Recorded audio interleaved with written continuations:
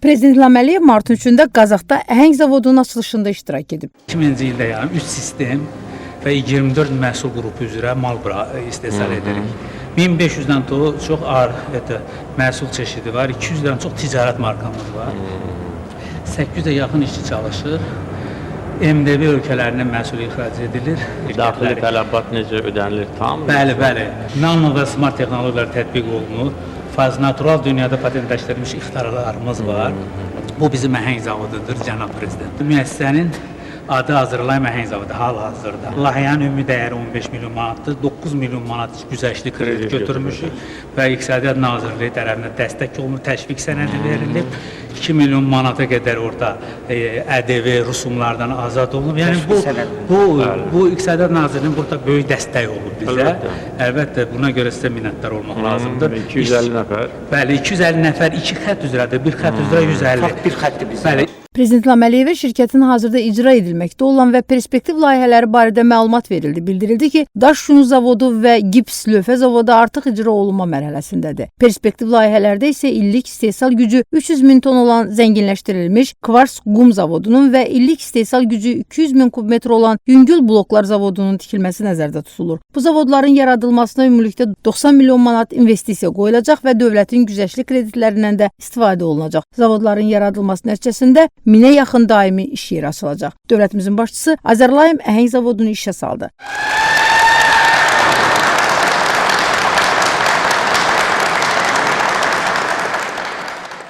Prezident İlham Əliyev Azərlayım əhəng zavodunda istehsal edilən məhsullara baxdı. Bu məhsullar müasir standartlara cavab verməklə yanaşı, həm də Azərbaycan brendi kimi ölkəmizin iqtisadi potensialını dünyaya nümayiş etdirəcək. Müəssisədə quraşdırılan müasir avadanlıqlar hesabına məhsullar yüksək keyfiyyəti ilə seçiləcək. Zavodda əsasən yerli xam maldan istifadə olunacaq. Hazırlanan məhsulların 60% daxili bazarın tələbatının ödənilməsi, 40% isə ixracat üçün nəzərdə tutulur. Bu zavodda istehsal olunan keyfiyyətli əhəng məhsullarından metallurgiya, qida, əzzaçılıq, su təmizlənməsi, kənd təsərrüfatı, səhiyyə, kimya, plastik məhsullar, şüşə və mədən sənayeləri kimi vacib sektorlarda istifadə edilir. Zavodda istehsal olunan yeni növ Azərlayım Suvaq üçün əhəng məhsulu inşaat sektorunda inqilabi yenilikdir. Müəssisənin istehsal prosesində ekoloji təmiz məhsul əldə etməyə və enerjiyə qənaətə xüsusi diqqət yetirilir. Bu isə öz növbəsində məhsulun maya dəyərini aşağı salır. Sonra Prezident İlham Əliyev rayon ictimaiyyətinin bir qrupu və zavodun kollektivi ilə görüşdü. Zavodun açılışı münasibəti ilə ilk növbədə sizi təbrik edirəm.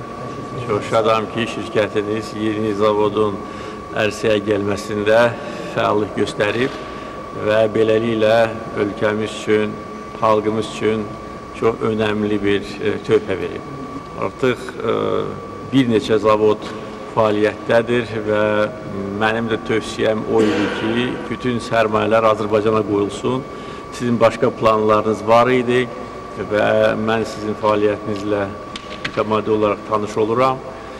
Çünki yeni açılan sənaye müəssisələrinin hər biri çox önəmlidir. Xüsusilə o müəssisələr ki, daxili tələbatı ödəyir və eyni zamanda ixrac yönümlü məhsullar buraxır. Ona görə mən eşidəndə ki, sizin xarici ölkələrə investisiya planlarınız var, mən dedim ki, buna etiraz eləmirəm. Çünki indi Azərbaycan şirkətləri həm özəl, həm dövlət xaricə də sərmayə qoyur. Ancaq ilk növbədə Azərbaycanda müəssisələrin yaradılması məqsədə uyğundur. Ki, iş yerləri yaradılsın, yerli istehsal inkişaf etsin, idxaldan asılılıq azalsın və ixrac yönümlü məhsullar ortaya çıxsın ki, bu da ölkəmizə valyuta gətirsin. Və bugün mənə bu stendlərdə göstərilən təqdimatda görürəm ki, doğrudan da şirkətin fəaliyyəti çox geniş miqyaslıdır və yüzlərlə iş yerlərinin yaradılmasına gətirib çıxarıb, xüsusilə bölgələrdə. Təkcə bu yeni əhəng zavodunda 150, ondan sonraki mərhələdə 250 işçinin işlərə cəlb edilməsi nəzərdə tutulur və beləliklə vətəndaşları işlə təmin etmək üçün yaxşı imkanlar var. O ki, qaldı sizin gələcək planlarınıza, əminəm ki, dövlətin dəstəyi ilə bu planlar həyata keçəcək. Çünki bu zavodların və sizin fəaliyyətinizin səmərəli aparılması üçün dövlət öz tərəfindən maliyyə dəstəyi göstərib, güzəştli şərtlərlə kreditlər ayırıb, amma əlbəttə ki, əsas yükü siz öz üzərinizə götürmüsünüz. Bu da təbiidir. Dövlət isə hər zaman sahibkarların yanında olacaq. Sahibkarlığın inkişafına bundan sonra da böyük təkan verəcək. Bugün ölkəmizdə sərmayə iqlimi çox müsbətdir və təsadüfi deyil ki, keçən il ölkə iqtisadiyyatına 13.5 milyard sərmayə quruldu. Bu ildə bu proses davam etdirilir və sərmayənin böyük hissəsi yerli sərmayə. Onu göstərir ki, yerli şirkətlər artıq ayaqda möhkəm dayana bilir və dövlətin dəstəyi ilə bu işlər davam etdiriləcək. Təkcə sahibkarlığın inkişaf fondu xətti ilə 2 milyard manat məbləğində sahibkarlara güzəştli kreditlər verilib və bu kreditlərin hesabına 10 minlərlə yeni iş yeri yaradılmışdır. Bizim investisiya iqlimimizin müsbət olmasını Dünya Bankı da qeyd edir və biz bu reytinqlərdə 20 ən islahatçı ölkə sırasındayıq və əlbəttə ki, buna nail olmaq üçün çox düşünülmüş siyasət aparılmalıdır və əminəm ki, təkcə Dünya Bankı yox, eyni zamanda yerli sahibkarlar da aparılan islahatları görürlər və bəyənirlər. Çünki sahibkarlar üçün əsas məsələ düzgün qaydaların tətbiq edilməsidir. Və dövlət siyasəti bu istiqamətdə bir mənalıdır. Bütün sahələrdə, o cümlədən maliyyə və iqtisadi sahədə tam şəffaflıq təmin edilməlidir. Və bu şəffaflıq hesabına təkcə keçən il vergi və gömrük orqanları proqnozdan əlavə 1 milyard manat büdcəyə daxil ediblər.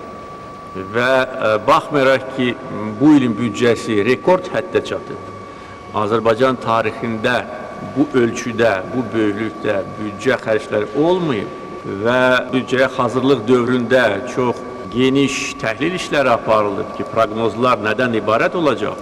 Proqnozlar keçən ilə görə artırılıb, buna baxmayaraq yanvar-fevral aylarında vergi orqanları proqnozdan əlavə 180, gömrük orqanları isə 70 milyon manat əlavə vəsait büdcəyə daxil ediblər. Bütövlükdə 250 milyon, cəmi 2 ay ərzində. Nəyin hesabına? Şəffaflıq, dürüstlük, təmizlik və vergi bazasının genişləndirilməsi hesabına. Ona görə sahibkarlar da bu işlərə tam dəstək verərək həm öz maliyyə imkanlarını genişləndirəcəklər, onlarda əlavə vəsait toplanacaq. Bu vəsaiti də ilk növbədə Azərbaycana qoymaq lazımdır. Və eyni zamanda bu müsbət tendensiyalar kölgə iqtisadiyyatına da böyük zərbədir.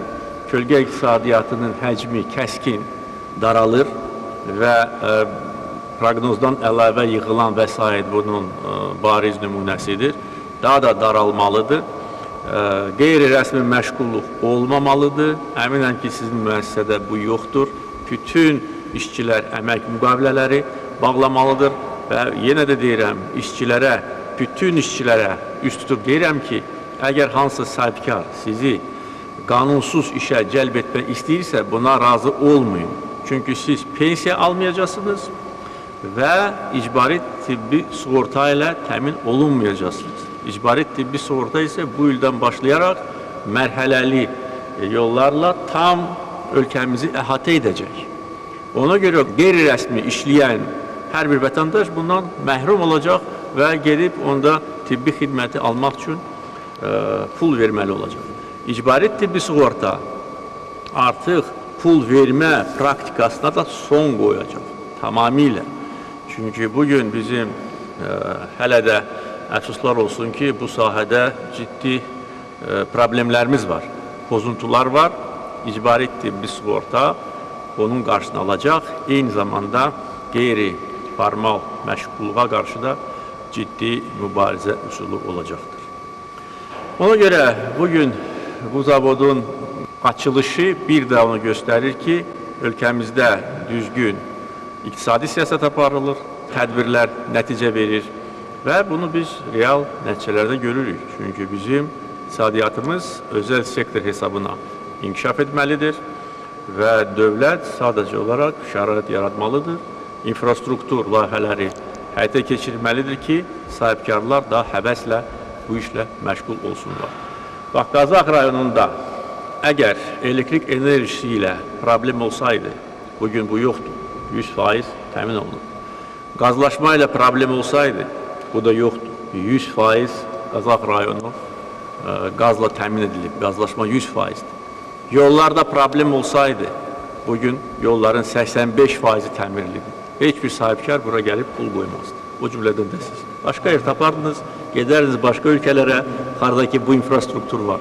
Ona görə bunu biz yaratmışıq ki, insanlar yaxşı yaşasınlar, rahat və sahibkarlar vəsait qoysunlar. Bax, mənə icra başçısı deyir ki, Daşsalaqlı kəndində 3 böyük müəssisə var. Bu müəssisələrdə 1300 adam işləyir. Kəndin əhalisinin sayı 10.000-dir, 1300-ü burada işləyir. Bax, budur bizim gördüyümüz işlər və sahibkarların gördüyü işlər. Ona görə sahibkarlara dövlət, mərkəzi orqanları daim dəstək göstərməlidirlər, yerli icra orqanları daim dəstək göstərməlidirlər. Onların problemləri həll olunmalıdır. Mənə indi məlumat verilir ki, biz indi yeni yol çəkmişik, amma bu yük maşınları o yolu dağıda bilər. İndi alternativ bir yol yük maşınları üçün indi mən tapşırıq verəcəm Azəravtayol şirkətinə, amma məni eşidirlər. 2 kilometr uzunluğunda yeni yolun çəkilişi təmin edilməlidir ki, kənd yolu normal qalsın və deformasiya uğramasın. Belə, bir daha sizi təbrik edirəm, yeni uğurlar arzulayıram. Belə müəssisələri yaradın ki, mən gəlim sizinlə birlikdə bunların açılışına iştirak edin. Sonra Azərlay Məhəng Zavodunun icraçı direktoru Fuad Bəşirov çıxış etdi. Cənab Prezident, Qazax rayonuna və zavodumuza xoş gəlmişsiniz. İcazənizlə kənd cəmaatı adından və kollektivimiz adından sizə səmimi salamlarımızı çatdıraq. Bu çox sevindirici bir haldır ki, artıq 3-cü dəfədir ki, siz Daşsalaqlı kəndində böyük bir müəssisənin açılışında iştirak edirsiniz. Və bugün ölkəmizin bütün regionlarında, bölgələrində ölkəmizin siması dəyişir. Və bunu hər birimiz öz gündəlik güzəranımızda da hiss edirik.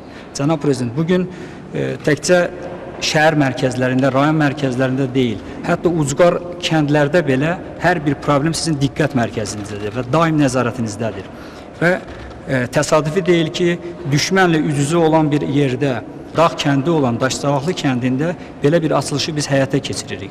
Və onu da qeyd edim ki, biz bu zavodda 15 milyon dollar sərmayə qoyulub, bunun 9 milyonu dövlətimizin dəstəyi hesabına başa gəlib və eyni zamanda İqtisadiyyat Nazirliyinin dəstəyi ilə də biz təşviq sənədi də almışıq bu layihə üçün. Və bugün 250 iş yerinin açılması nəzərdə tutulub, orta aylıq əmək haqqı da 500 manat olacaq.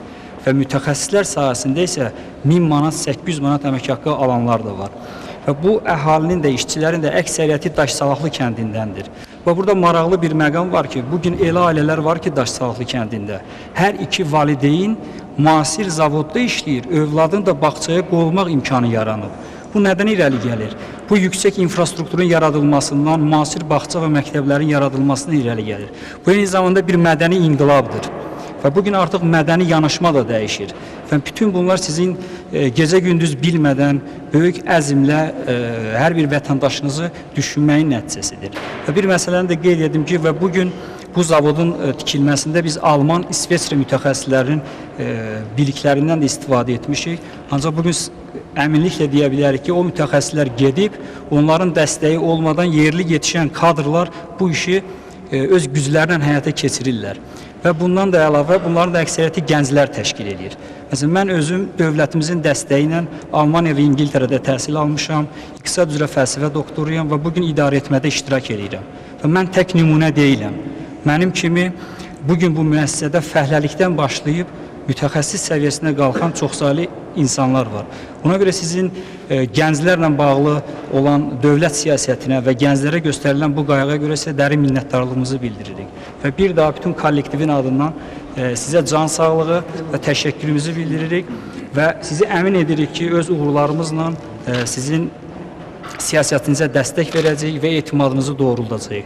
Allah sizi qorusun, çox sağ olun. Çox sağ olun sizə. Can sağlığı.